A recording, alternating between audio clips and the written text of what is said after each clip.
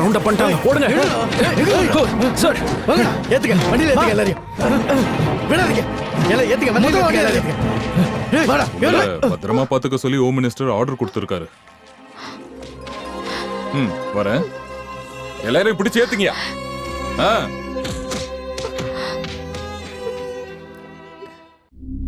அந்த ரவுடிங் எல்லாம் சில மணி நேரத்திலேயே ஜாமீன்ல போயிட்டானுங்க. அவனுங்களுக்காக கியூலயே நிக்கிறானுங்க. இந்த ரவுடிங்களால ஊர்ல இருக்கிற ஏழைங்களை கஷ்டப்படுறாங்க சார். கடந்த ஒரு வருஷமா இங்க நடந்துகிட்டு இருக்க 90% கொலைகளுக்கும் கற்பழிப்புகளுக்கும் ரவுடிகளும் அவங்களுக்கு பின்பலமா இருக்க அரசியல்வாதிகளும் தான் சார். கடந்த 5 வருஷமா இங்க நடந்துகிட்டு இருக்கிற ரவுடிங்க செய்யற எல்லா அட்டோலியமும் அவங்க மேல இருக்க கேசஸ் ஹிஸ்டரியோட என்கிட்ட வந்து ஆகணும். அதுவும் உடனே வேணும். Do it immediately sir. Sir ஒரு நிமிஷம் இந்த ஃபைல்ஸை பாருங்க. கடந்த 5 வருஷத்துக்குள்ள பார்த்த உடனே நெஞ்சு பிடிச்சிட்டு உட்கார்ற மாதிரி ரவுடிங்களோட அட்டோலியங்கள் எழுதலாம். 300 கிட்ட கொலைகள், 2000 கணக்கில் தற்கொலைகள், 3000 கணக்கில் தற்கொலை முயற்சி. இந்த அக்கிரமங்களை பண்ணது யாருன்னு நம்மளுக்கு நல்லாவே தெரியும். இருந்தாலும் இதுல யாரெல்லாம் தண்டிக்கப்பட்டாங்கன்னா இதோ 12 பேர் தான். சரியான ஐ விட்னஸோ சாட்சியோ இல்லாம தப்பிச்சவங்க 650க்கும் மேல. இது வரைக்கும் போலீஸால கண்டுபிடிக்க முடியாத கேஸ் இதோ 100க்கும் மேல இருக்கு. இதெல்லாம் இந்த அவராட்சனும் அவனோட கட்சி ஆட்சியில இருந்தப்ப நடந்தது சார். மத்தவங்க மேல பழி சொல்லி இப்ப தந்திரமா தப்பிக்கிற நேரம் இது இல்ல. நான் இப்ப என்ன பண்ணணும்? இது எல்லாம் விசாரிக்கிற பொறுப்பு போலீஸோடது. உனக்கு நேரம் இருந்தா நீ போலீஸை வச்சு விசாரி. Thank you sir. இந்த பெர்மிஷன் மட்டும் போதும். நில்லு. நான் ஒரு ஆவேசத்துல சொல்லிட்டேன். உன்னோட நோக்கம் என்ன சொல்லு சார். நான் தான் சொன்னல, இந்த அக்கிரமத்துக்கு பின்னாடி முழுக்க ரவுடிங்க தான் இருக்காங்க. அதெல்லாம் எல்லாருக்கும் தெரியுமே. அப்ப இந்த ரவுடிஸ் அரசியல நிறுத்த வேண்டாமா சார்? இந்த ஊரு நல்லா இருக்கணும்னா, மக்கள் பயம் இல்லாம வாழணும்னா தமிழ்நாட்டுல கண்டிப்பா குண்டர் சட்டத்தை கொண்டு வந்தே ஆகணும். குண்டர் சட்டமா? அதான் சார். அட கடவுளே. ஏன் நம்ம பக்கத்து ஸ்டேட்ல இந்த மாதிரி ஒரு ஆக்ட கொண்டு வரலையா சார்? அவங்க லேடி, அவங்க என்ன வேணாலும் பண்ணலாம். அவங்கள தொட்டா கேஸ் வரும். ஸ்திரீ வன்கொடுமை. நான் போயிட்டேன்னா என் குடும்பம் என்ன ஆகுறது? ஐயோ சார், உங்களுக்கு ஒரு சின்ன கீரல் கூட விழாது. கீரல் எப்படி விழும்? ஓட்ட தானே விழ போகுது. ஓட்ட. இந்த ரவுடிங்க கத்தியால குத்துனா வர்றதுல ஓட்ட. சார் நான் என்ன சொல்றேனோ, நீ என்ன சொன்னாலும் நான் ஒத்துக்க மாட்டேன். உனக்கு அனுபவம் இல்லாதனால நீ முட்டாள்தனமா எல்லாத்தையும் யோசிச்சுக்கிட்டு இருக்க. அப்ப பேசாம ஒண்ணு பண்ணுங்க சார். அனுபவம் இருக்கவங்கள வச்சு ஆட்சி செய்யுங்க. நான் ராஜினாமா பண்ணிட்டு கிளம்புறேன். டேய், தயவு செஞ்சு எனக்கு ஹார்ட் அட்டாக் வர மாதிரி பேசாத. நீ ராஜினாமா பண்ணிட்டு போனா என் மந்திரி சபை கீழே விழுந்துரும். அப்ப வாங்க ஐயா வழிக்கு. நீ சொல்றதுல சில உண்மைகள் இருக்குன்னு எனக்கு தெரியுது. ஆனா உனக்கு ஒரு விஷயம் தெரியாது. இங்க இருக்கிற எல்லா கட்சிகளோட ரகசியமான ஒரு ஆயுதம் தான் இந்த ரவுடிகள். அதனால ஆளுங்கட்சியா இருந்தாலும் சரி, எதிர்கட்சியா இருந்தாலும் சரி, இதை ஒத்துக்க போறதே இல்ல. தெரியும் சார். முதல்ல மந்திரி சபையில பேசி அதை முடிவு எடுக்கலாம். கவர்னர் கிட்ட பேசி ஸ்பெஷல் ஆர்டர் போட வச்சு இந்த குண்டர் ஆக்ட போட வைக்கணும் சார்.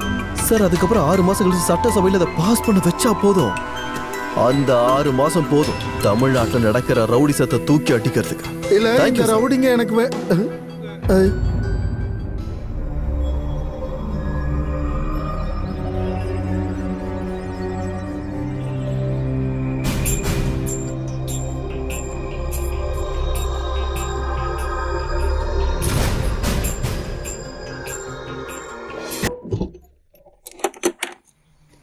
எப்பா பார்த்து ஏத்துங்க. அங்க கயிறை போட்டு இருக்கே கட்டு. இந்தாங்க சாவி. அப்ப நாங்க கிளம்புறோம். சரிம்மா. இந்த ஊருக்கு வரும்போது மனசு முழுக்க சந்தோஷம்தான் இருந்தது. ஆனா இப்ப இங்கிருந்து போகும்போது என் மனசு வலிக்குது. என் பொண்ணுக்கு வந்த அதிர்ஷ்டத்தை நானே இல்லாம அழிச்சிட்டேன்னு நினைக்கும் போது, இப்ப நீ மகாராணி மாதிரி வாழ வேண்டியவ. ஆனா இப்போ எத்தனை முறை திட்டிருப்ப இந்த அம்மாவை. இல்லம்மா, கிடைக்காததுக்கு ஆசைப்படக்கூடாதுன்னு சின்ன வயசுல இருந்து நீங்க தானே சொல்லி வளர்த்தீங்க. உள்ள ஏறுங்கம்மா.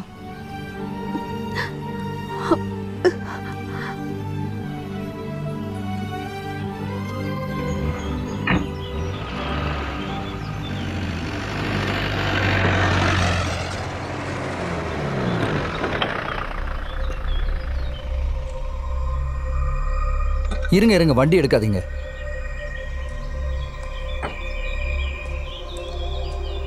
என்ன சொல்லாம இப்படி ஒரு முடிவு?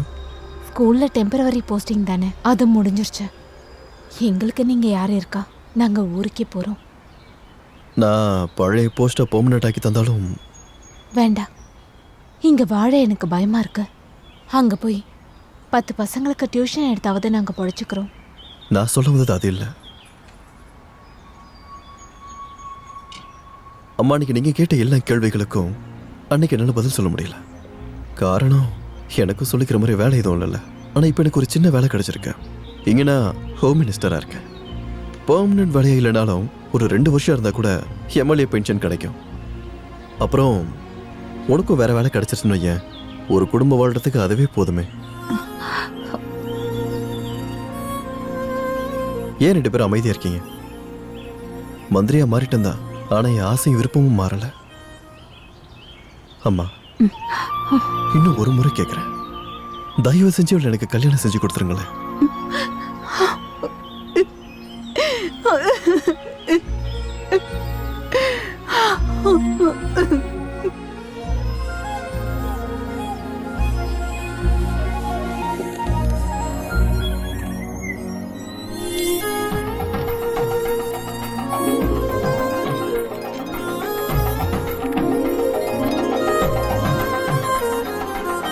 சாட்சி கையெழுத்து யாரு? சாட்சி இருக்கு, கொஞ்சம் வழி விடுங்க. ஜோசப் வர்கீஸ் ஆற்காட்டை சேர்ந்தவன். இந்த நல்ல கல்யாணத்துக்கு சாட்சி கையெழுத்து போட எனக்கு ஒரு வாய்ப்பு கொடுங்க சார். இதோ இங்க. கொஞ்சம் தள்ளி நில்லுங்களேன். வருவாங்கயா வெளியில, கொஞ்சம் வெயிட் ஓகே. பண்ணுங்க. இந்தாங்க. இதுக்கு முன்னாடி பண்ண எல்லா வேலையும் நிறுத்திட்டு இனிமேலாவது நல்ல மனுஷனா வாழணும்னு ஆசைப்படுறேன். நல்லது. மந்திரிக்கு பிஏவா இல்லைன்னா என் வீட்டு நாய் கூட என்ன மதிக்க மாட்டேங்குதுய்யா. என்ன கைவிட்டுறாதீங்கய்யா. யோசிச்சு சொல்றேன். ஓகே, மீடியாவும் போலீஸும் எதையா பார்த்துதான் பண்ணிக்கிட்டு இருக்கீங்க? மந்திரி வெளியே வர வழி வேண்டாமா? குரங்கு கையில தள்ளுங்கப்பா. பூமாலை கிடைச்ச மாதிரி வழி விடுங்க. இவங்கள அனுப்பதான் நாங்க அப்படி கேட்டுக்கிட்டு பேசிட்டு போங்க. சார். போங்க நீங்க போங்க, வழி விடுங்க. போங்கப்பா. தள்ளுங்க சார். போங்க போங்க. ஆ, சார், மினிஸ்டர் தள்ளுங்க, வராங்க. தள்ளுங்க, தள்ளுங்க, வழி வழி விடுங்க. விடுங்க. ஆ, இந்த ஏழை பொண்ணை கல்யாணம் பண்ணது உங்க அப்பாவோடைய பழைய ஃப்ரெண்டோடைய பொண்ணுங்கிற காரணத்தினாலயா? ஊருக்காரங்க எல்லாரும் பாக்குற மாதிரி ஒரு ரவுடியால கற்பழிக்கப்பட்ட இந்த பொண்ணுக்கு வாழ்க்கை கொடுத்தது மக்களுடைய ஓட்டை வாங்குறதுக்கு தானே? யாரை பார்த்து என்ன பேசுற? ஆ? விடுங்க சார். ஏன் மீடியாவை இப்படியே ஹேண்டில் பண்றது? ஆ.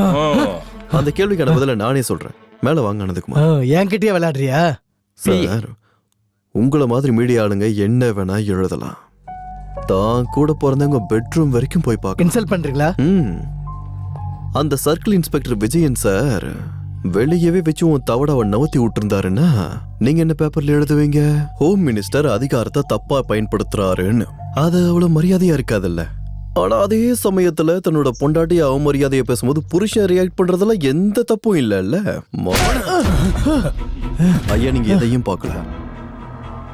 அனந்தகுமார் எதையும் வாங்கல. தாடி இருக்கிறதுனால வடு கவர் ஆயிடும்.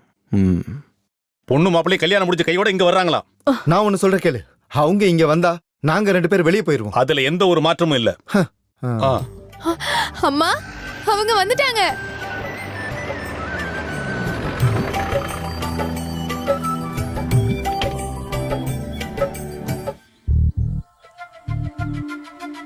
வா.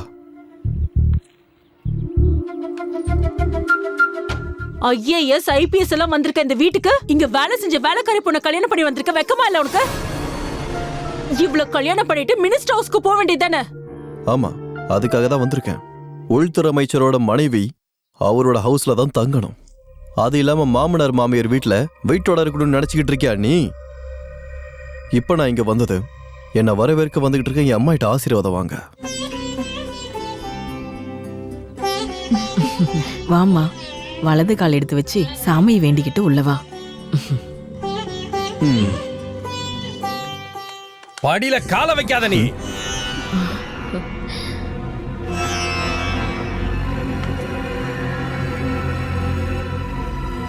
அப்பனை எதிர்த்து பேசி அவனை எதிர்த்து போட்டியிட்டு அவனையே தோக்கடிச்சு நீ மந்திரியாவே ஆயிட்ட. அந்த பகை என் மனசுக்குள்ள இன்னும் இருக்குடா. அது போதாதுன்னு ஒரு தகுதி இல்லாதவளை ஏன் விட்டு மருமகளாக்குற நீ? நீ எவ்வளவு பெரிய ஆளா இருந்தாலும் எனக்கு கவலை இல்லடா. அப்பன் கழுத்தை பிடிச்சி வெளியே தள்ளிட்டான்னு நியூஸ் வர்றதுக்குள்ள நீயே ஓடிடு. நீங்க என்னங்க பேசுறீங்க? வாய மூடுறி. அம்மா, இதையெல்லாம் எதிர்பார்த்த ஒண்ணுதான். இதெல்லாம் சொல்லிதான் இவளை நான் இங்க கூட்டி வந்தேன். உங்களோட நிறைஞ்சிருக்க இந்த கண்ணை பார்க்கும்போதே நான் நல்லாவே தெரிஞ்சுக்கிட்டேமா. அம்மா நிறைஞ்ச மனசோட என்ன வரவேற்பீங்க. என்ன அந்த ஆசீர்வாதம் போதுமா? அதுவே போதும்.